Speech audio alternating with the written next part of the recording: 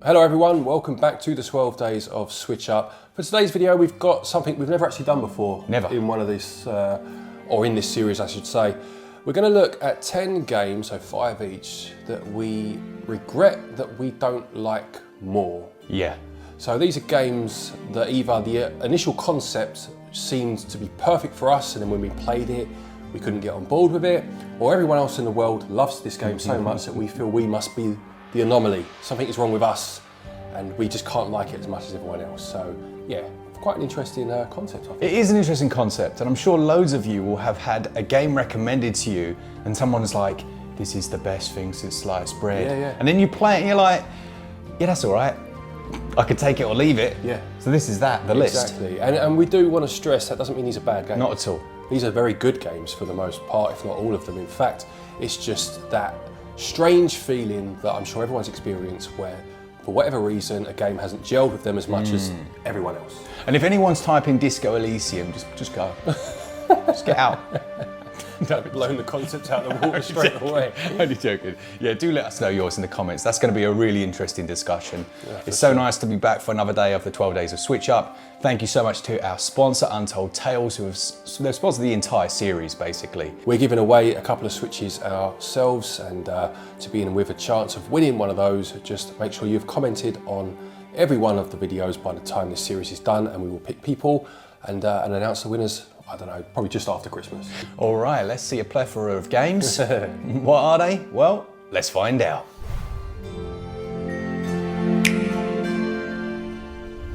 This episode and the whole series was sponsored by Untold Tales.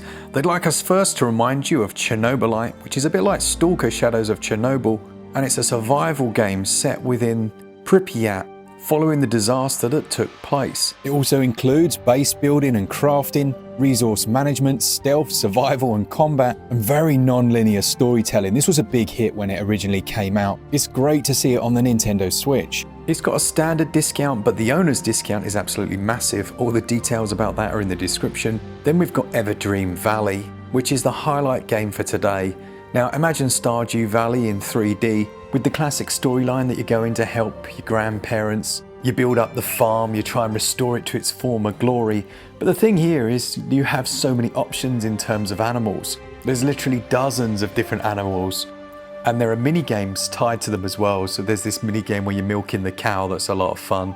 A really enjoyable game. And again, a thanks to Untold Tales for sponsoring the entirety of this series. Okay, such an interesting idea, this one. So we're going to start off then with a game that will probably be very controversial, so I think it's a good one to start with, and it's Echoes of Wisdom. Yeah, so remember the idea of this list isn't these are bad games. These are games that we genuinely wanted to like as much as everyone else seems to. Yeah. Or they just didn't quite click with us, or there was something holding us back. So with this one, this was my most anticipated game of the year, as it was nearing launch, obviously. And when I played it, I did enjoy it. We went to Nintendo for a preview of it first and foremost, and you know, that kind of 45 minutes that we played, it everything you'd seen in terms of trailers and breakdowns you're now experiencing, and it was like, yeah, this works well enough. This is good. But when the game released, as good as it still was, I felt like I got a bit frustrated with that mechanic much earlier than I should have done. Yeah, for me, it's like the feeling. The best way to describe it is that it absolutely met all my expectations. Yeah. But it didn't surprise me. Yeah, which is fair enough. Yeah, whereas for me it wasn't that. It was that maybe my expectations were just a bit higher than the game could deliver on, you know. Being a big Zelda fan, loving Link's Awakening, this feeling like it was going to be a spiritual successor. And it was, and obviously knowing the differences that were going to be in the gameplay, that was fine. It wasn't the problem. The problem was that when I came to play it, I just felt that that didn't keep my interest for as long as I was hoping.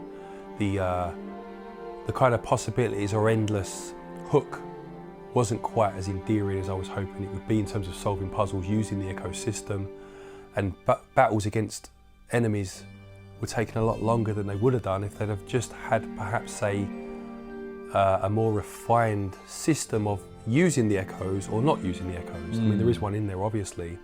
I just felt it's a bit clunky, and this feels to me like the classic case of a first try on a game idea where a sequel, an inevitable sequel, will do it so much better. Yeah, it'd be really interesting because I know there's going to be a lot of people that are listening to this where it's their absolute game of the year, you know. Let us know in the comments, what is it about this for you that maybe makes it your game of the year, or maybe what is it about it, like us, something just didn't click quite well. And again, just to reiterate, when we say didn't click, we scored it in the high 80s. Oh yeah, it's a very great good game. I just was hoping for a tiny bit more. Yeah. You know.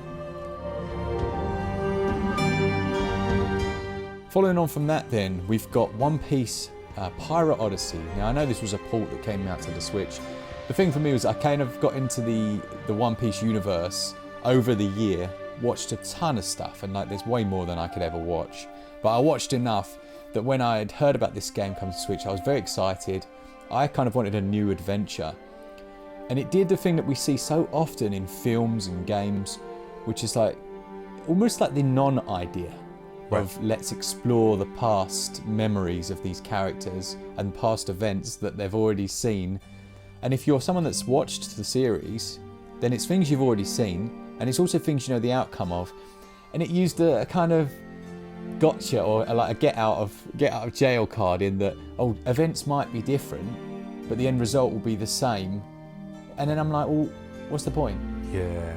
Do you know what this reminds me of? Like, I know nothing of this game other than what you've told me, but that idea. Do you remember as a kid? It's different now, obviously, with Netflix and stuff. You can binge watch stuff. Yeah. But as a kid, when you had a favourite show and you had to wait every week for the next episode, and every so often they do that sort of thing where it was like a recap episode where the characters were reminiscing about previous episodes. Like things like Friends used to do this a lot.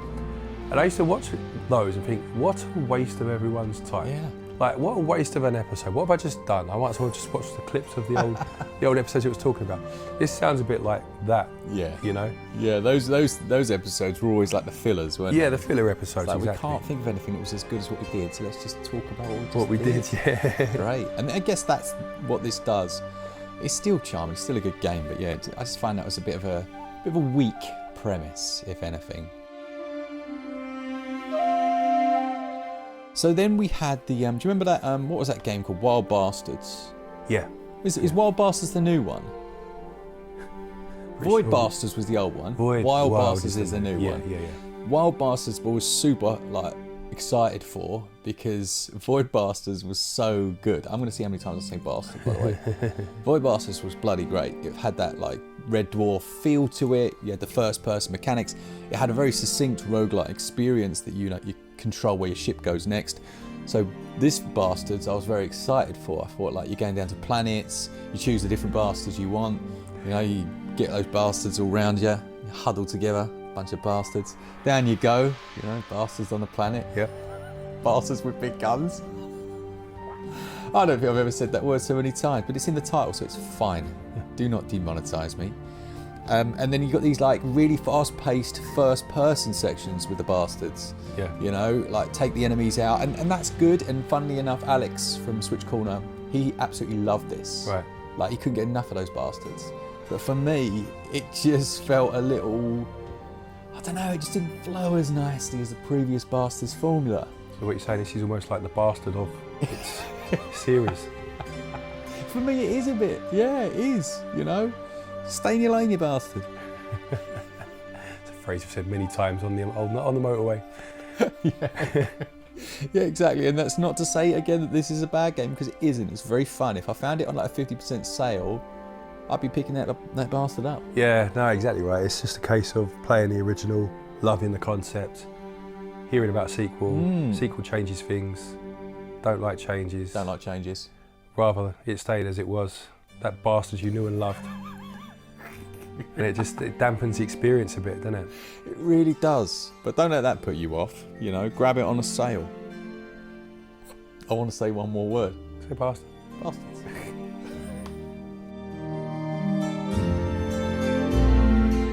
I'm going to struggle not to say that word now ever again in this episode, to be honest. I think you've used up your life supply of it. Yeah, I have, because I don't say rude words. So, rude words, listen to me, the 5-year-old version of Mark.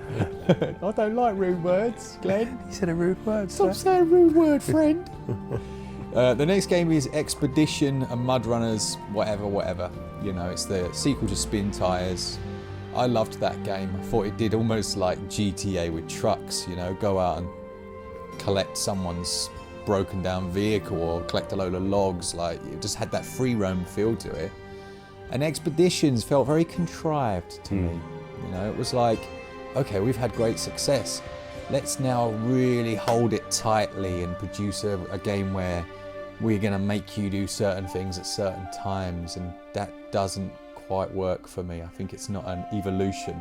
Yeah, it's weird. I don't know this series as well as you, but the whole point, I would have thought, was that freedom. Yeah. Just go out, get in your truck, just drive on down that road. Just keep on trucking. Just keep on trucking, man. That is exactly right. That's how it should feel, and it felt like they'd suddenly gone... It felt like they'd suddenly stuck like training wheels on when you'd already learned to ride your bike. Yeah.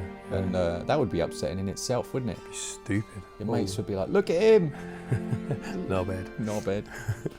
Absolute butt. Anyway, as the thing is, if you like these games, you will still find a lot of enjoyment with it. But if you come from SnowRunner to this, I think, like me, you'll be like, I wanted SnowRunner too.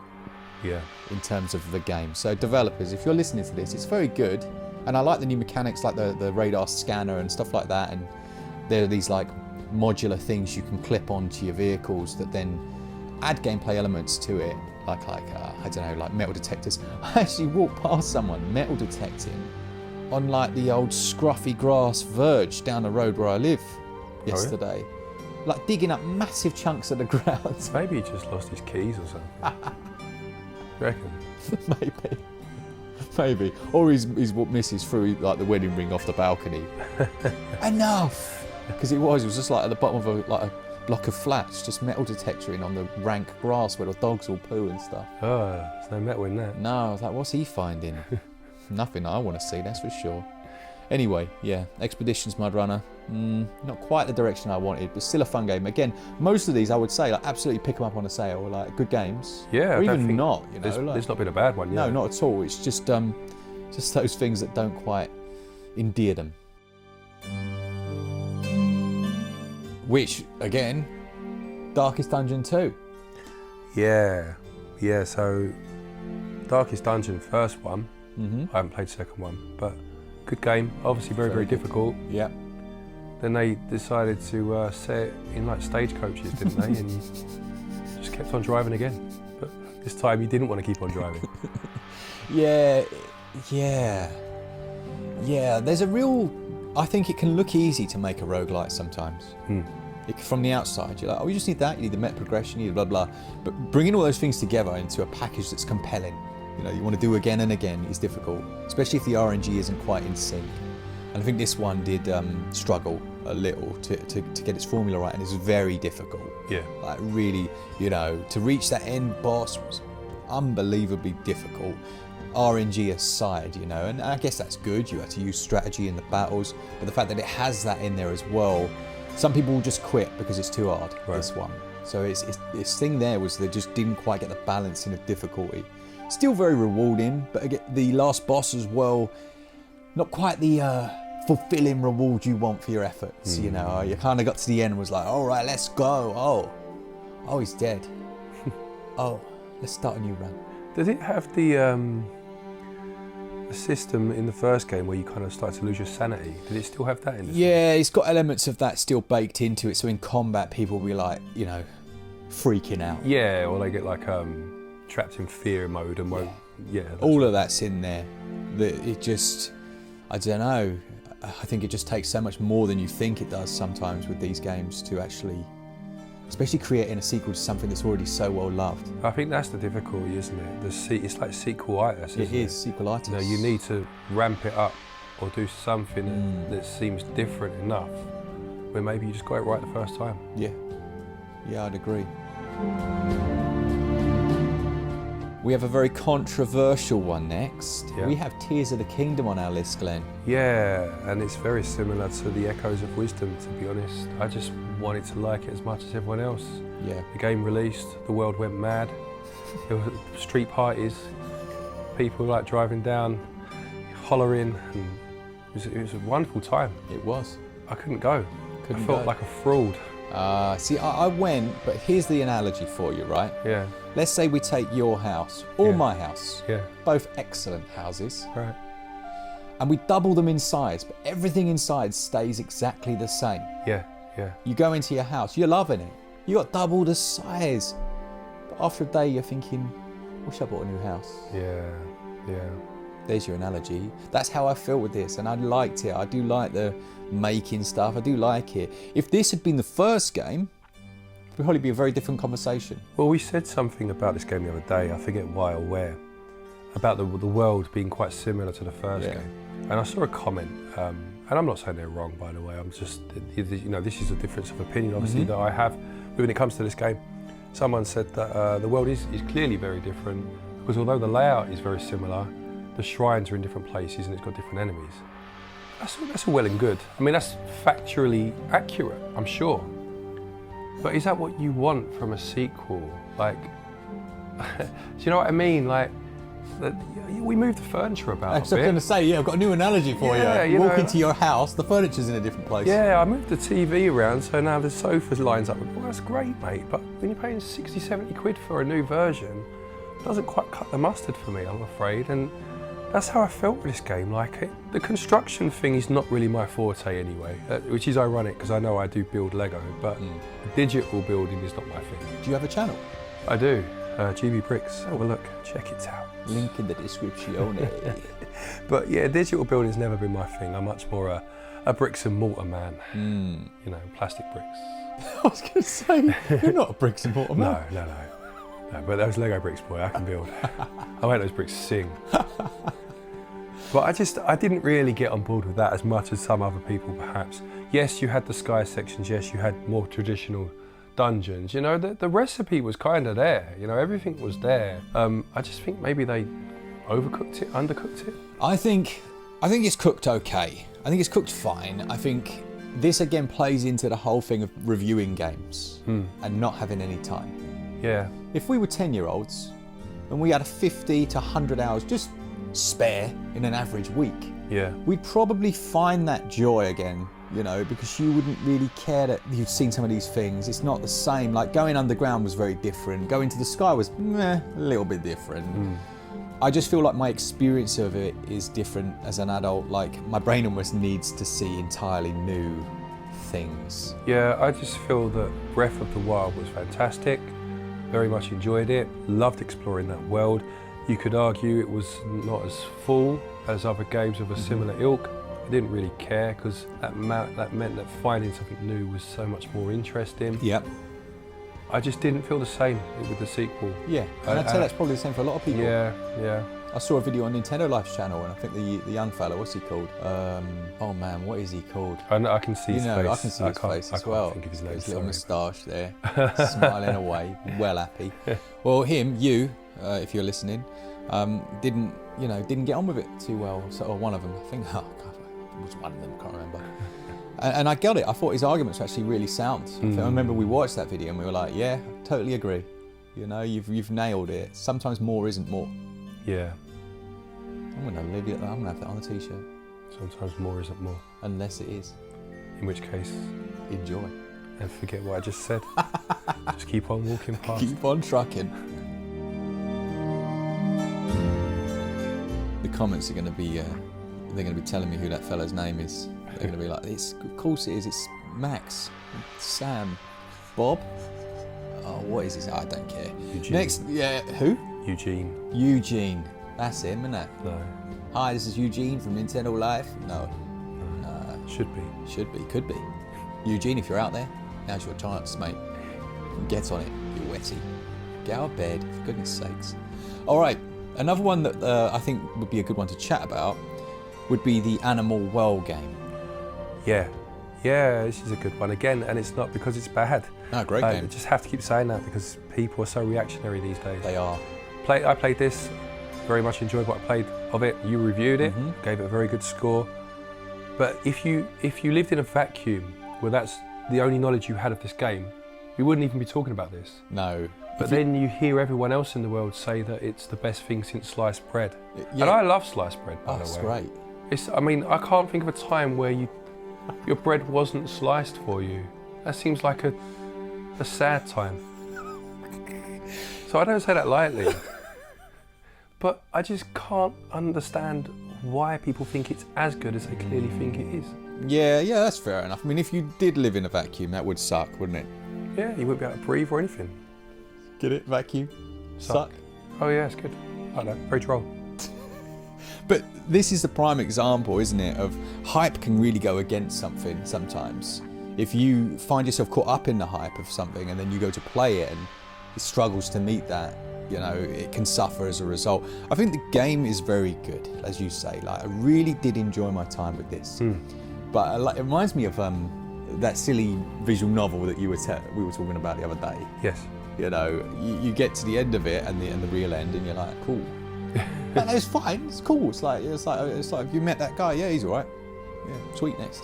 You know. Maybe we're just of that age where we don't get as excited for stuff anymore. Oh, come on, you know me. Maybe I'm of that age. I don't think I do get excited for stuff anymore. Not like that. Not to that degree. You know. No. Yeah, like it's good. No, it's you're fine. right. It's all right. I like it. Yeah. You know, like me saying it's all right in this kind of deadpan voice is the equivalent of a young 20-year-old screaming and shouting at a camera about the release of a new game. Yeah. It's about the same. Yeah. You know, like this is me excited.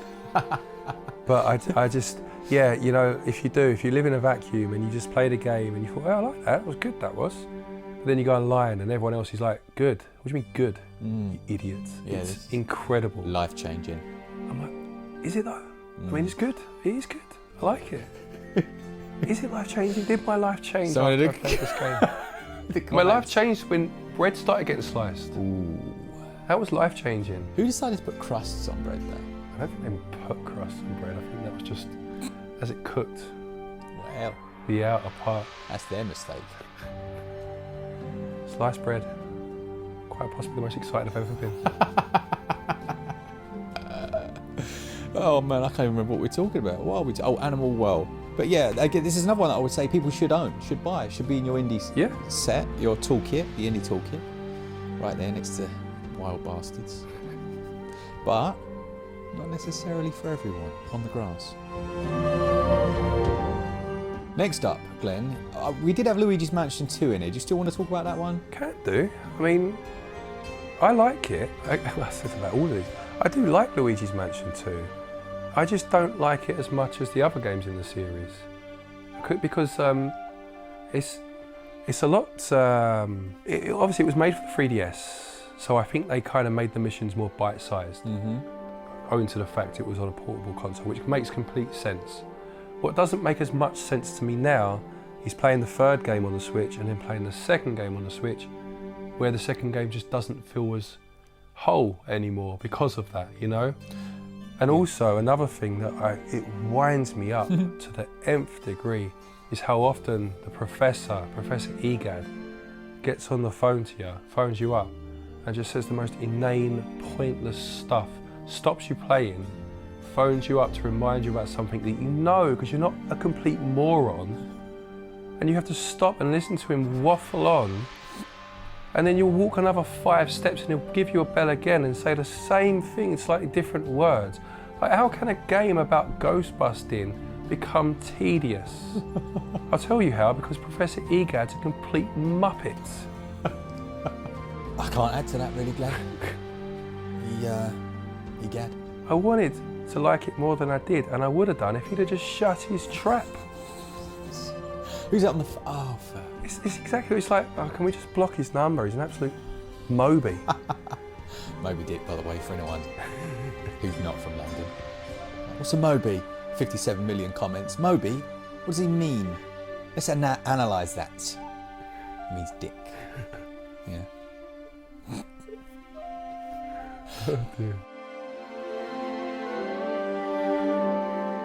I've also got on my list, and I think this is a really nice, we can escape from Egad for a while, and we can move towards random battles with Dragon Quest 3. Yeah, Dragon Quest 3, HD 2D remake. Lovely game. Lovely game, lovely game.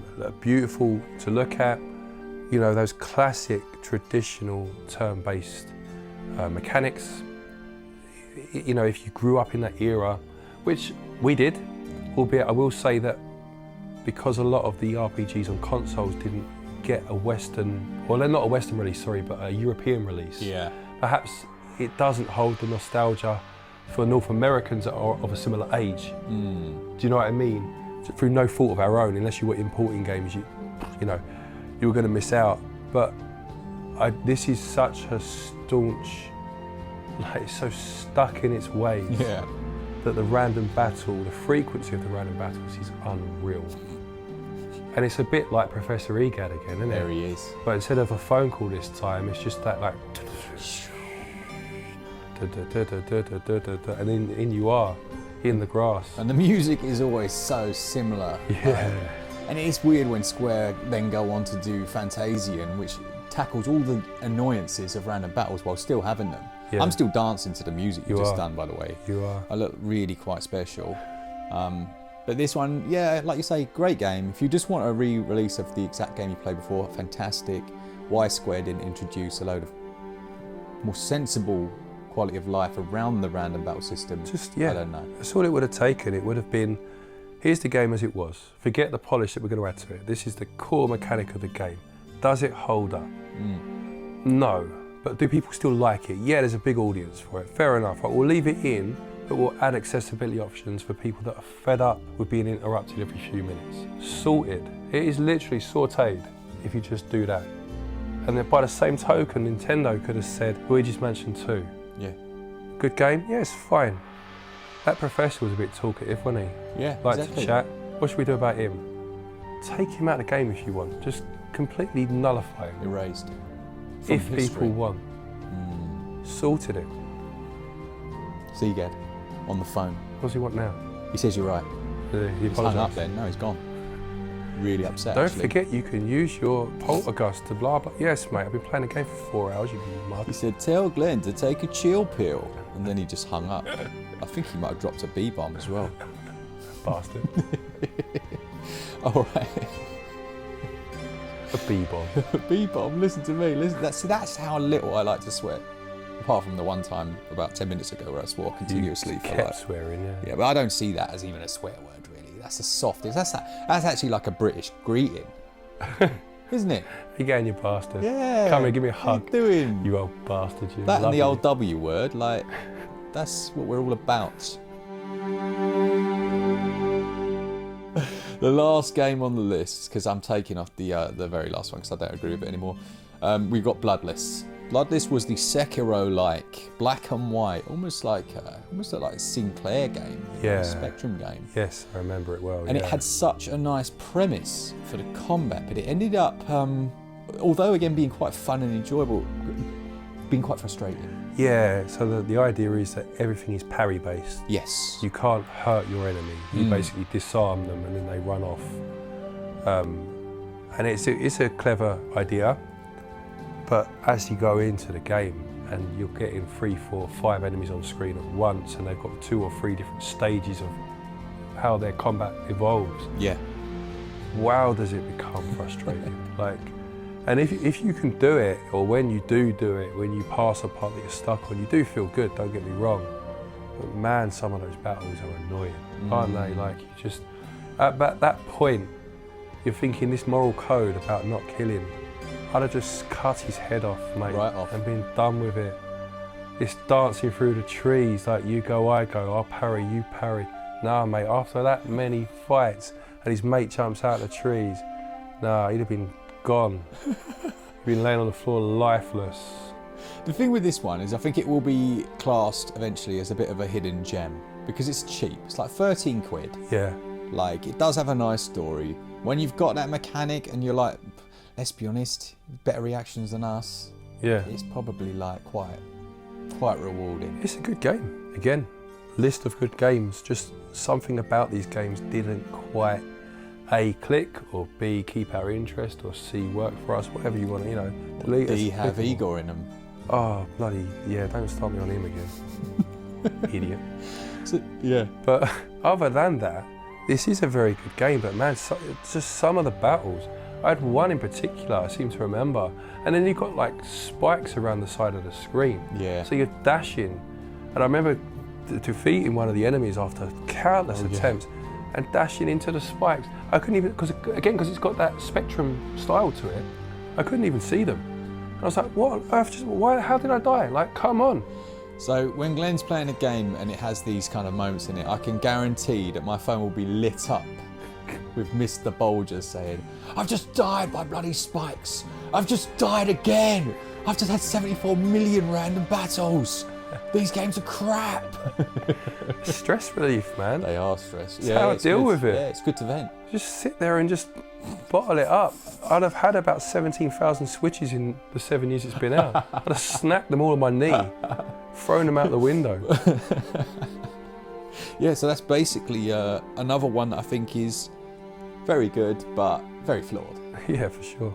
Do you know what? We just had an email about Teenage Mutant Ninja Turtles Mutants Unleashed. They've just added in a new mode, colorblind mode.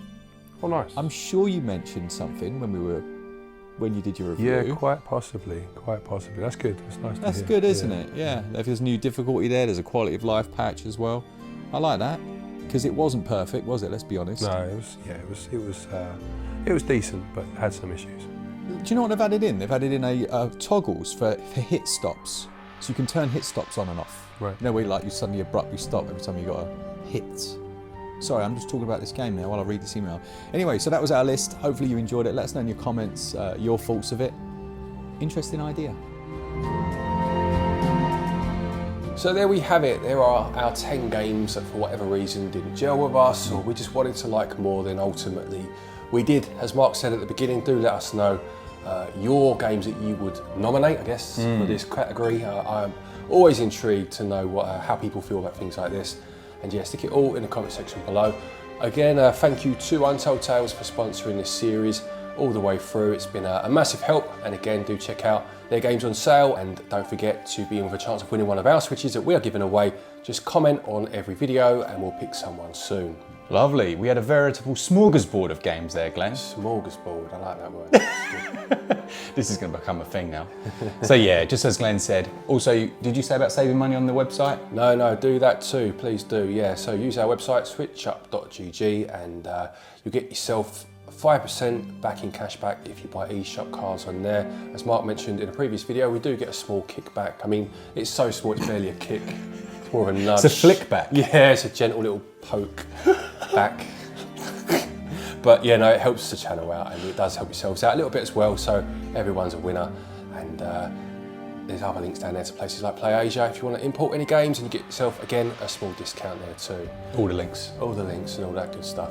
Thank you to our patrons and our channel members for your continued support, and to each and every one of you for watching our videos. See you tomorrow, take care and happy gaming.